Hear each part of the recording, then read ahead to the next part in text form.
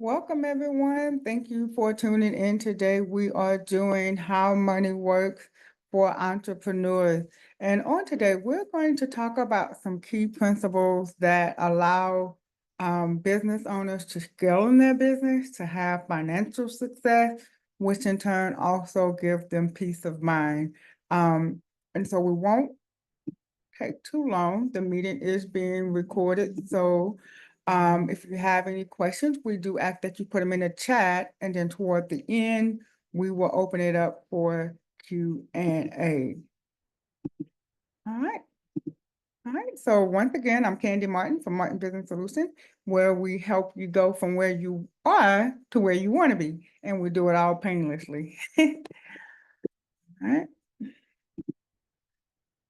All right, so I want to thank everyone for tuning in, and for the person that invited you, I want to make sure that you are connected back to that person. We will, at the end, see who we need to send a thank you to. So everyone that invited someone, we are definitely going to let you know so that you can be aware of the information that was shared with them today so that you can continue to help your client.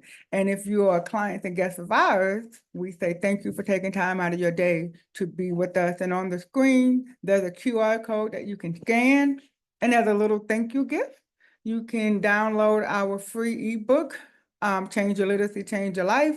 And there are some other resources there that you are able to use for yourself, or share with your team, or share with your clients, or just to drop a note to say hi to me. And here's our office number, 985-326-9297. Or you can visit our website, martinbusinesssolution.com.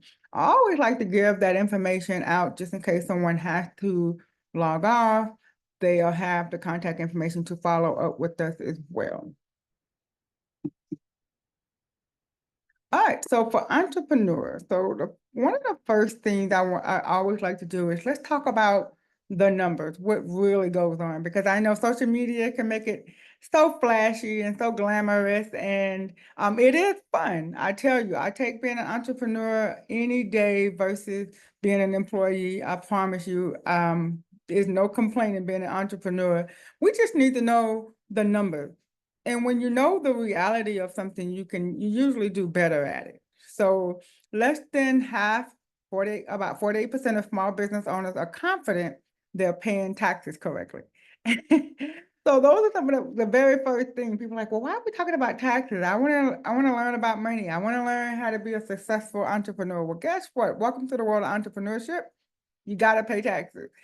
And so less than half are confident that they're doing setting up the payments correctly. And so we want to make sure that you all are aware of, how to properly pay your taxes. So over the next few months, we're going to have this monthly workshop, and every month we're going to pick a different topic.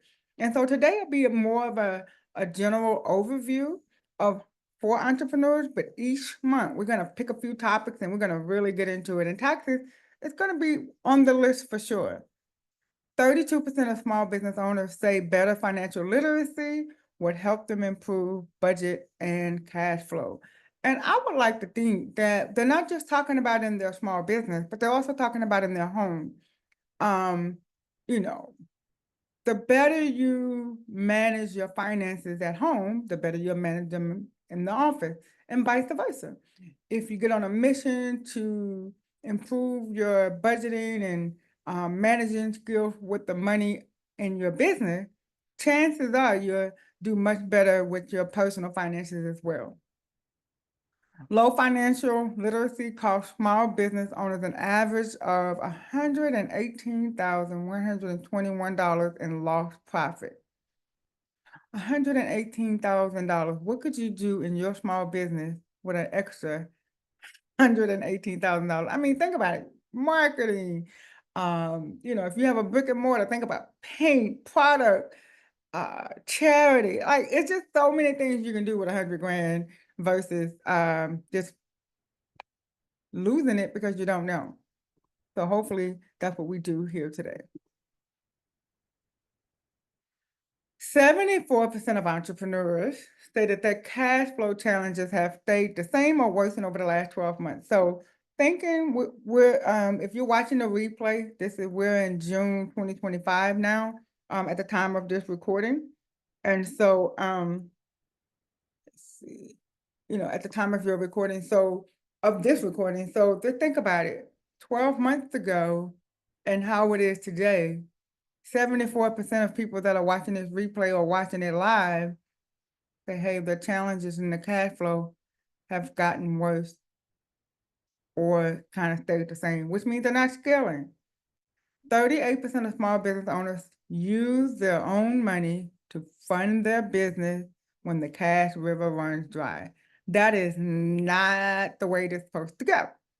The income that you put in on the front end to maybe sometimes we bootstrap our businesses. And that's one of the topics we're going to talk about in the months to come. One of the topics is how to become bankable, where you're able to do lending, from, using for banks and things like that, so that you're not using your own personal money and that you're able to, maybe if you bootstrap it and you started the business, you don't want to have to keep relying on your own personal funds to maintain the business and to keep it going. So one of the things we would love to teach you all is how to, even if you have to start off funding it, how to get bankable so that you can leverage other people's money versus using your own. Because to think about it, if you have to use your money for the business that you earn, the earnings were designed so that you could take care of your family. But now you have to use the money that you earn to pour it back into the business. So where are you going to get the extra money to take care of your family? All right, so you kind of see where I'm going with this. Nearly 6 in 10, which is 59% of entrepreneurs, use credit cards as an emergency fund for their company.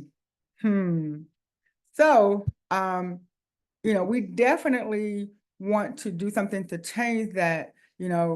Think about every time there's a major project that you want to do with your business, you might want to do a marketing campaign. You don't have to use your credit card to do that, because what if it takes 90 days or 120 days for the return on your investment? Think about all that time that you're paying interest on that charge on that credit card. So that's one thing that we also want to help business owners with, is the credit. So we do have one coming up that's going to be talking about credit for small business owner. So business credit. So nearly, like I said, nearly 6 in 10, 59% use credit cards as an emergency fund or a temporary source of funding of their business. And it doesn't necessarily have to just be an emergency. They're using it for everyday things such as payroll or marketing or just whatever. It's using a credit card versus the actual cash that the business have earned. 48% of small business owners plan to build personal wealth by growing their business, which means you're putting into the business and the business is earning income, and a portion of that goes back into the business, and then a portion of that is to transfer over to you personally. So we're going to talk a little bit about personal finance on today, because remember, you're in business to earn money to take care of you and your family. And so in order to do that, we have to make sure that we have a healthy relationship with the earnings. Like, hey, when I earn income, I am putting it back into the business, the portion of it, and I'm also taking the withdrawal that I need to make sure that my business is sustaining my personal life. Because otherwise, you didn't get into your business so that you were bored and just needed a little hobby. Most of the cases are because we need to earn income to take care of your family. So we want to make sure that you understand how that goes.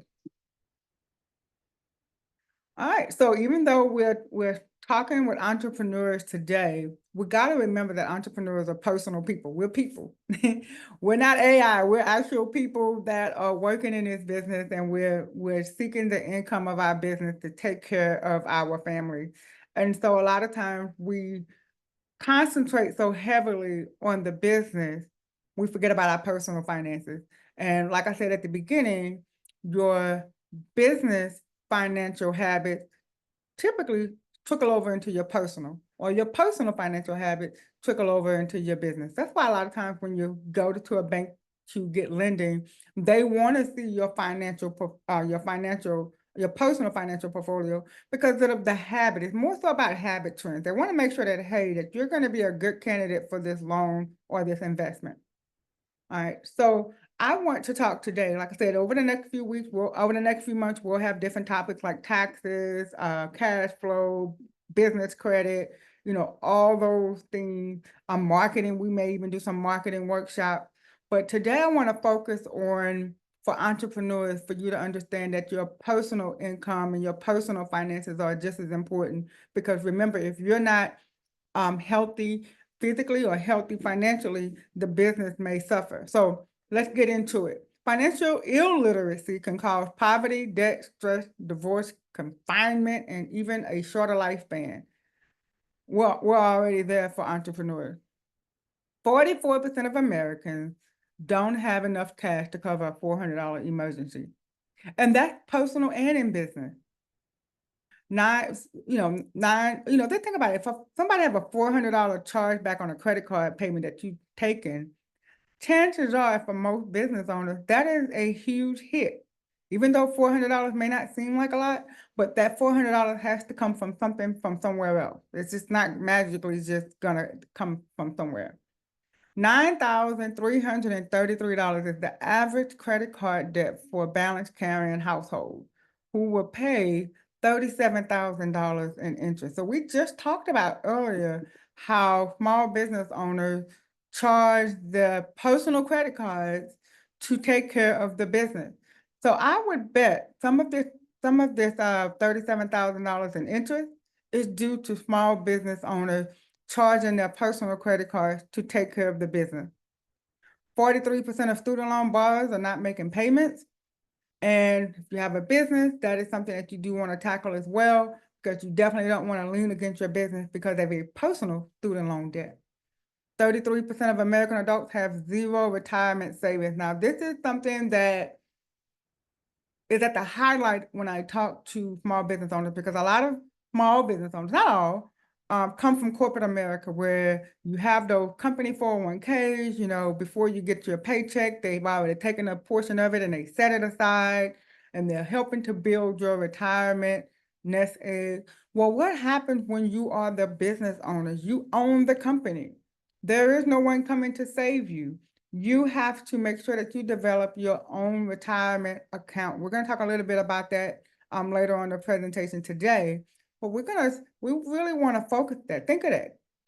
Maybe 4 out of every 10 small business owners do not have a retirement savings.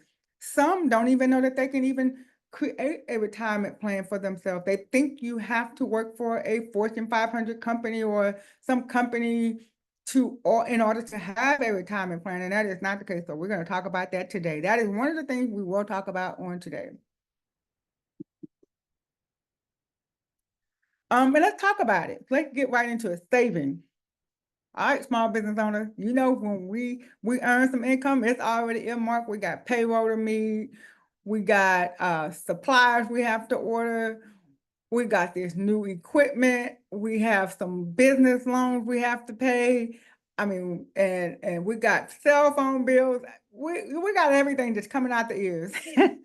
But what are we saving? And remember, I just said that most small business owners don't have a retirement. So that means that they're not saving, whether it's personally or business-wise, they're not saving. So millennials have about $23,000 saved for retirement. I don't know how long that's gonna last, but on an average, maybe that's about 4 months worth of expenses. Gen Xers, $66,000 currently saved for retirement. And the baby boomers who said, hey, we did it right, we had pension plans, we had all these retirement accounts, we are set for life. The average of those only have $152,000 saved for retirement as well. All right, so I'm gonna give you guys, we're gonna do something that's gonna be a little bit more interactive. Y'all not gonna just listen to me talk. Nope, not getting off that easy. So we're going to get our pen and paper out, or use our calculators, okay? And we're gonna do something with our own personal numbers. Do not yell them out. But if you want to put it in the chat, fine. I'm open for it, but numbers don't lie. So what I want you to do, I want you to actively participate in the next few examples that we're gonna go through. So do you know your numbers? Your business and personal finances, you need to know your numbers. Step one, we can't come up with some strategy on how to pay less in taxes. We can't come up with a great marketing plan. We can't put together this great retirement plan. None of that if we don't know the numbers. We got to know the numbers, okay? Any financial challenge you're having in your business, it's probably because you don't know your numbers. So let's start there. All right, so the first one is your financial independence number. Some of you may have heard of it before. Some of you may have never heard of it before. It's called your FIN, your financial independence number. This is the number that you need saved somewhere, and the somewhere there's the strategic planning behind the somewhere. But anyway, somewhere you need to have this amount of money saved, set aside for you. So how much do you need for you can have to have a financially independent life? Think about it. So you need to know your annual expenses, meaning take your monthly expenses, multiply it by 12. Okay, so get your annual expenses. And if you don't know your annual expenses today, kind of guess, kind of round it off like, hey, I spend about $3,000 a month in expenses. You want to multiply that by 12. All right. When you know your annual expense, whatever you spend over a course of a year, you want to multiply that by 25. So for the sake of example, your expenses are $1,000 a month, so that's $12,000 for the year. You want to take the $12,000 and multiply it by 25. Get your annual expense total, how much you spend out in a year, rent, lights, phone, social media marketing, your payroll, all of those expenses. This is, on your business side, and you're going to also do this for personal. And you're going to multiply that by 25. That's how much money you need saved somewhere. So for my example person, it was $1,000 a month in expenses. So it was $12,000 a year.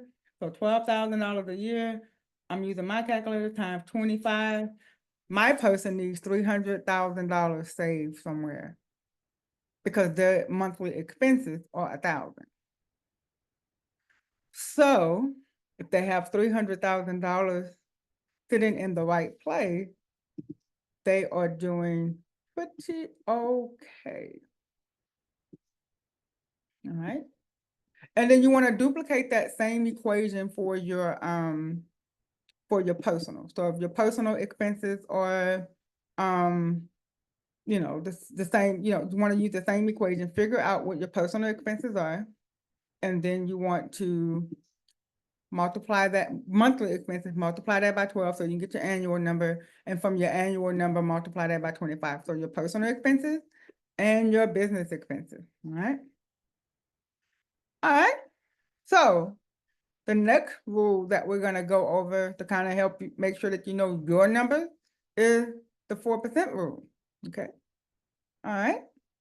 So we're going to use our financial independence number as our example for today. So whatever your number was, so my person, their number was $300,000 is what they needed to be financially independent, and to be free, they needed $300,000. All right.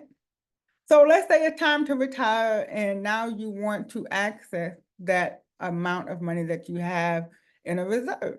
All right.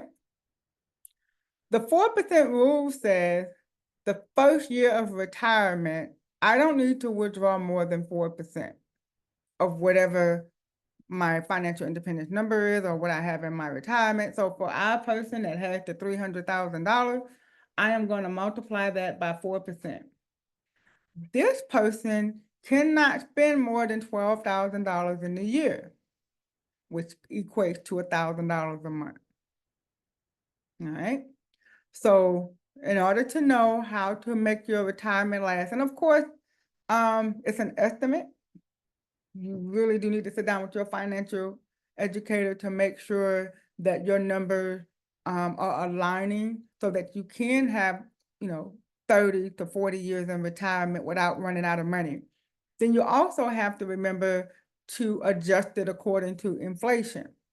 So on an average, inflation rises about 2.8% every year. So you kind of got to make sure that your 4% withdrawal, that you leave a cushion in there for inflation, okay? Because what you don't want to do is run out of money.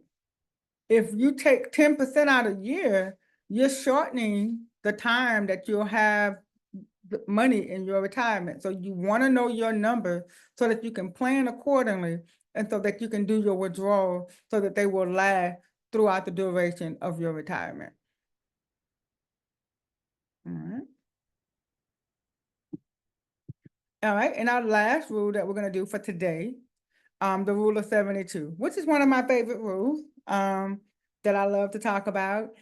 And when we're talking about saving or setting money aside or taking certain accounts and retirement vehicles and all those different things, where should I put my money? Should I invest it here? Should I put it there? What about this card? What about this account? And you're doing all this thinking.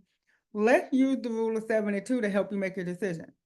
All right, and so the rule of 72 says take the number 72 and divide it by the interest rate that you'll be earning, because let's say you put your money in a savings account at XYZ Bank, and they say, hey, we're going to give you 1% interest on every dollar that you leave here at our bank. Well, the interest rate is 1%. You take 72 divided by 1%, it's going to take your money 72 years to double. So the equation is you take the number 72 divided by the interest rate that you will receive on the money that you have in this account. And then that's going to tell you how long it's going to take your dollar to double. So 72 divided by the interest rate of 1% in this example is going to take 72 years. So you can do that same thing. I want everybody to take a minute. Think about your savings account that you currently have. Pick one. If you have multiples, good for you. But pick one of your savings accounts. Think about the dollar amount that's in that account.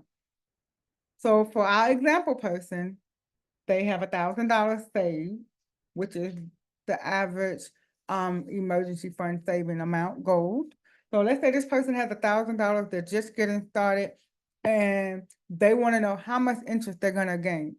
The bank has decided to give them 1%, which is very modest because most banks give less than that.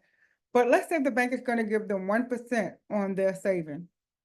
So you take $1,000, you divide it by 70, take $1,000, all right. Divided by the, you take 72, I'm sorry. Divided by the interest rate that they're gonna get, gonna take that money, how long? 72 years for that $1,000 to become $2,000. So whatever your savings amount is, in order for that to double, you need to know the rule of 72. 72 divided by your interest rate. You can look on your banking app and you can see what interest rate that they're giving you. Are they giving you 0.09%? Are they giving you 4%? Are they giving you 1%? Whatever the percentage is, you want to do 72 divided by the interest rate. That's going to tell you how long it's going to take for your money to double. So I didn't want to rush through this slide. I really wanted you guys to take, I wanted you all to participate in this part so that you can see your real number in real time. All right, go to our next slide. All right, just another example, just kind of reiterating the rule of 72. If you put your money in a place and they're giving you 1%, it's going to take 72 years. They're giving you 6%, it's going to take 12 years. But if they're giving you a 12%, it's going to take your money only 6 years to double, which is very doable. All right, so I want you all to know your interest rate and to come back and use the rule of 72 so that you can know what your money is doing for you. All right, the fourth threat, every wealth builder must conquer. If you're you're an entrepreneur, you started this business, not because you didn't have anything else better to do with your time, but chances are you started this business for Many reasons. It could be to solve a problem because you just want to do good in the world, but at the same time, you wanted to earn some income. So in order to do that, you must know what things to safeguard your earnings from so that it doesn't all go away. And so one of the threats are procrastination. Procrastination is hands down our favorite form of self-sabotage. Oh, I'll do it later. I'll do it tomorrow. It'll get done eventually. I'll look into it next year. Business owners are notorious. Next quarter. We'll next quarter something to the end of the earth. All right. So procrastination, putting things off, it's going to be something because, and another teaching that we'll do, we'll talk a little bit more about the time value of money. May not get into that today, but the sooner you start, the longer you have, the longer your chances are for you to get growth on your income. So we definitely don't want to procrastinate. Losses, taking uncalculated risks, not doing research and or putting it somewhere, or in some cases, even theft. I mean, it's unfortunate, but it happens, especially in small businesses. So being conscious and alert and aware of your dealings as a small business owner, as an entrepreneur. Inflation, that we can't really control, but it is what it is. So we have to account for it. And a lot of times, small business owners, when we do our financial projection, we forget to include inflation. And so we're saying, oh, it's going to grow by, by $1,000. Well, really, it only grew by 800 because of inflation, or because of, we didn't really calculate it to include inflation. And then one of my all-time favorite, taxes. You have to count for taxes. Come on, folks. We until somebody magically abolishes taxes, which I don't see it happening no time soon.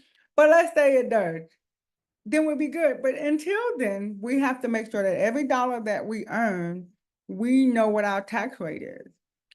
That's whether that's for the business and for the business and for our personal income. We always want to know, making sure that you all are allocating for taxes. Meaning, for every dollar that you earn, what is your percentage of your taxes?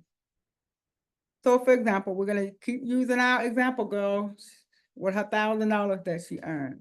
We're going to take $1,000 in my example that I earned, and let's say my tax rate is 22%.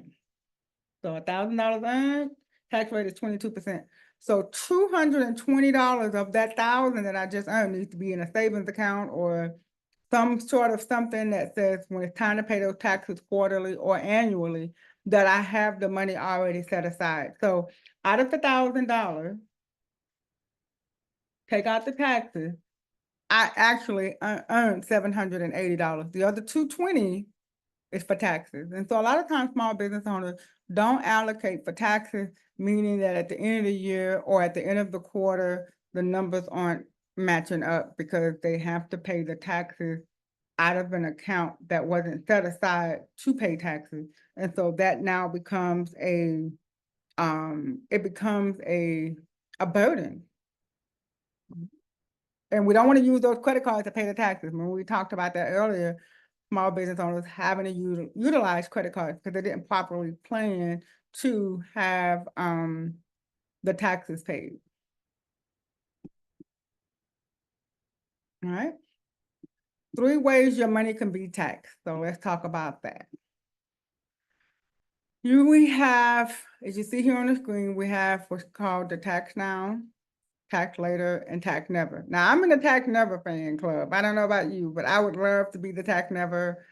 I don't know the people that want to pay taxes now. I don't know too many people want to pay taxes later, but everybody I seem to know never want to pay taxes.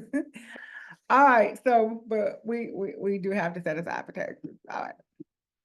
So, would you rather pay taxes on the seed, or would you rather pay taxes on the harvest?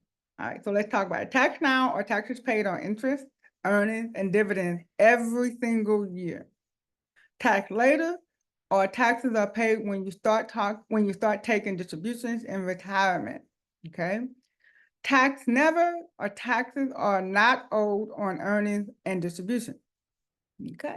So those are the type of things you need to know. what type of account? If I open this account or if I do this type of investment, when do I have to pay taxes?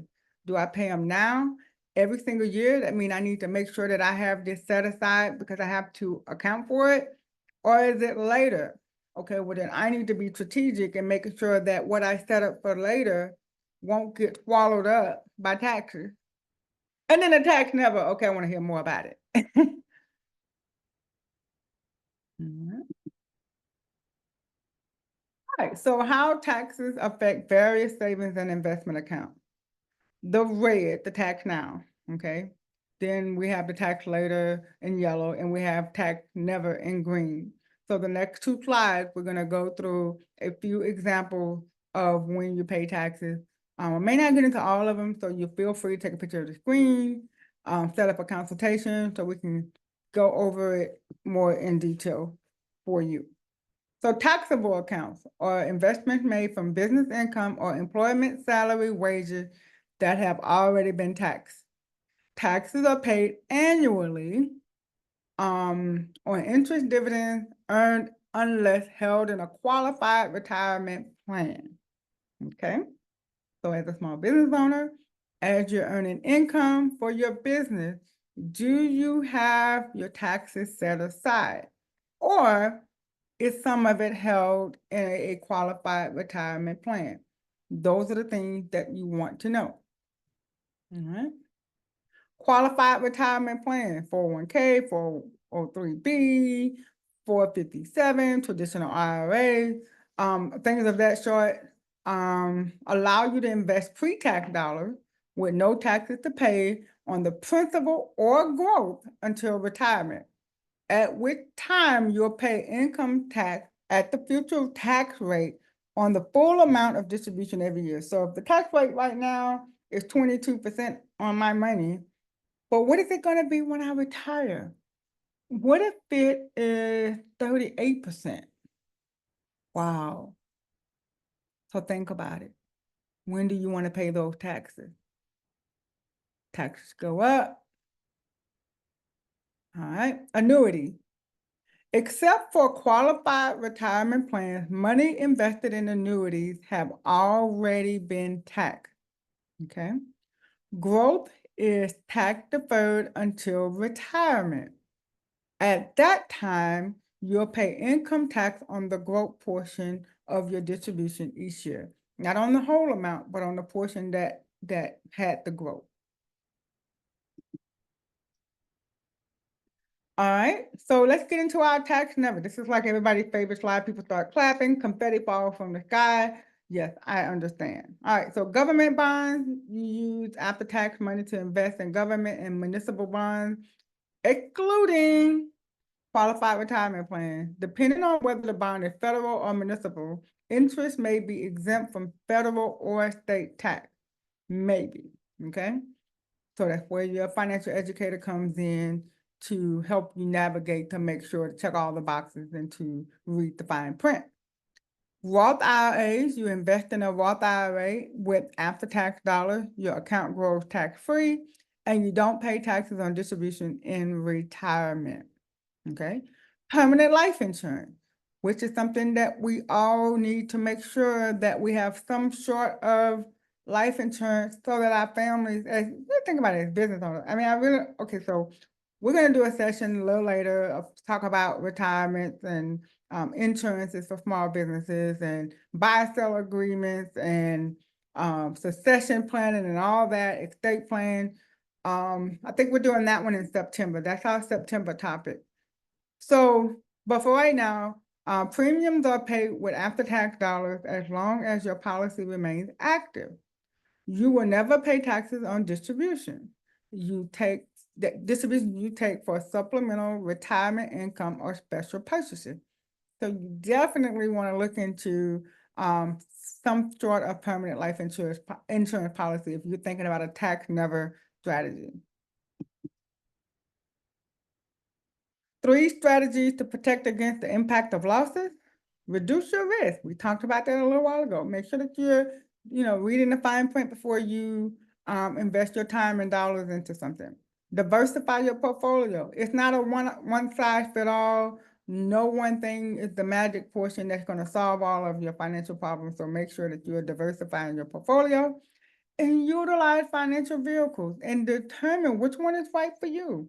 Um, you definitely don't want to wing this. You want to have a strategic plan and you want to have something that aligns with your vision, not just for your business, but also with your family. Don't procrastinate.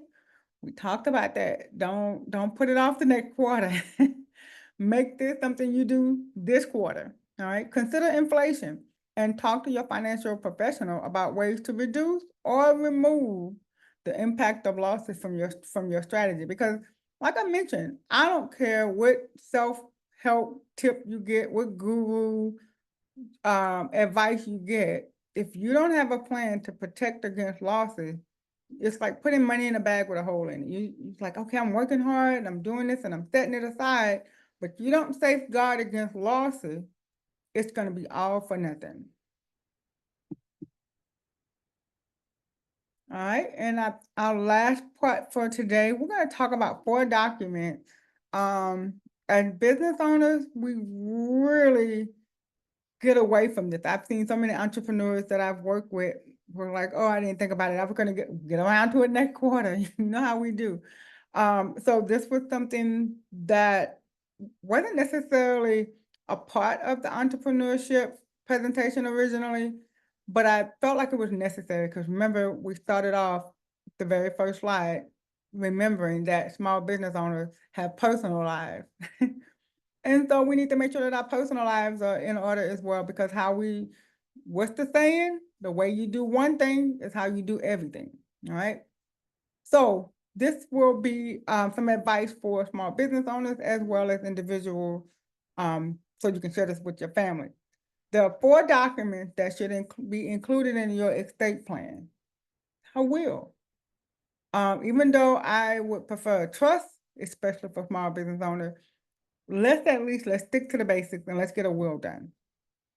So I'll just read this one. Identify the guardian of your minor and special needs children who will carry out your wishes and how your property will be distributed. Now, one thing I will say, if there's a special need child or a special need adult in this equation, they will need a special needs will. Not just a regular will, there's an earmark for special needs. You consult with an attorney on all of these for the estate plan, but you definitely want to seek an attorney when it comes to a special needs individual. Financial power of attorney identifies who will control your affairs, like managing your bills and insurance, taxes, or selling property if you're not able to do so for yourself. So if you're in some sort of coma or some incapacitated situation and someone wants to make sure that the lights stay on at your house and they want to use your bank account to pay your bill, well, without a financial power of attorney, they will not be able to do so, okay? It could be your 19-year-old child cannot. They are considered an adult. You would need a financial power of attorney to assist them in that matter. Advanced healthcare director or living will. If I could, I would highlight that. And this kind of brings me back to one of my clients whose daughter, I think, was 23 at the time. Even though they are adults, y'all know 23-year-olds are still calling us, asking us how to cook stuff. So if they don't, okay, come on, we already know how it goes. Should I boil the water on high or low? Those are the questions that we still get. So just think about if that same 23-year-old who don't know how to boil water is in a hospital and you rush down to the hospital because Lord forbid, they were in some terrible car wreck, and you get there to the nurse's station and they said, well, ma'am, you have to wait in the waiting room because you don't have a living will and we cannot disclose any information to you. How devastated would you be? And I know that's dramatic, but that's so real. It happens every day. Your college student is off at college. Your adult daughter, who's now a single mom, to think about, like, if she's at home and something happens, or you have a son that's deployed, all those things you have to take in consideration. I would want to know every in detail, and I want to be the one making the decisions. I don't want some 2 nurses making a decision about what to do. Should we unplug them or not? Hey, I'm here and I have an opinion. So make sure that you get that advanced healthcare directive or living will completed. And then our all-time favorite HIPAA, which we hear it all the time. What is that? What is it? What is that? What is that? So that is where, they can disclose, sort of kind of like the living will, where they can disclose information. This is more about information in order to like, hey, find out, are you allergic to something? Things like that. Or when was the last time you did have a doctor visit? If there's someone that you want to know this information, you have to put this in writing. And I'm not an attorney, so I would tell you to consult. Do you need it for spouses? I get that a lot. Do you need it for children? Do you need it for parents? Do you need it for nieces and nephews? Consult an attorney and make sure that you have this in your estate plan. That is a service we do offer here in our office, or the person that invited you to this webinar may also have the resources to help you with your will and trust documentation in-house. And that's something that we do here at Martin Business Solutions. So we'd be glad to assist you as well. But like I said, if someone invited you, chances are they have the information as well. All right, so on the screen, scan the QR code. We have a quiz to kind of figure out if you know your stuff. So let's find out, how smart are you when it comes to money? Don't worry, this is not going to be published to the world to know. But if you pass with flying colors, you may want to screenshot and share it with the world. But this is totally confidential. It will not take any of your personal information. But we are on a mission to see how we can better help people understand money and how it works. And so if you would do us a favor and take the quiz, it'll take you maybe 5 or 7 minutes to do it. Here's the instructions. Take the quiz, you scan the QR code, make sure that you save the PDF so that you'll have it, so that when we come back next month and you learn something else, and then in the next month, and then let's say in 6 months, you take the quiz again and you're like, hey, I've really learned some stuff, okay? All right, so I want to thank you all for tuning in today for How Money Works for Entrepreneurs. This is our monthly interactive workshop. We're going to be held on Zoom. All of you that have attended today will receive a follow-up email in the next day or two. And in that email, we'll have the date for the next session and our topic. But I do know right off I can think about it, for September, we will be talking about succession. We will be talking about buy-sell agreement. We will be talking about the interworkings of life insurance for small business owners. September is National Life Insurance Awareness Month, so I do know that one. And so we just want to make sure that you understand some things. November and December, we'll get more into tax planning, how to strategize for filing your taxes. So we'll have those conversations around November and December, because I know a lot of people want to know about those taxes. Don't you just love doing them? And so I'll give you some strategies on how to have a successful tax year for 2026. All right, so my number is here on the screen. And once again, I thank you. And if you scan this QR code, this will take you to my informational website, like how to download a free ebook, how to schedule a consultation, which is complimentary, so there's no fee for the consult, so you can schedule that.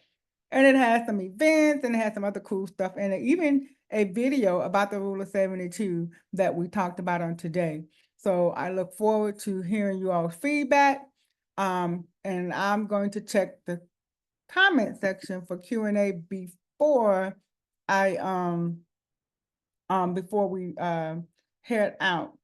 All right, so shout out to Paul, who had to hop off, that was on earlier. He was just thanking the person that invited him. And thank you, Stefan, for tuning in and being supportive. And anybody else have any other questions that they want to add, comment, feel free to do so. All right, just reading the comments in the chat. All right, well, that concludes our session for today. Please get back with the person that invited you. And if I invited you, let me know. Thank you so much for tuning in. You guys have a great rest of your day.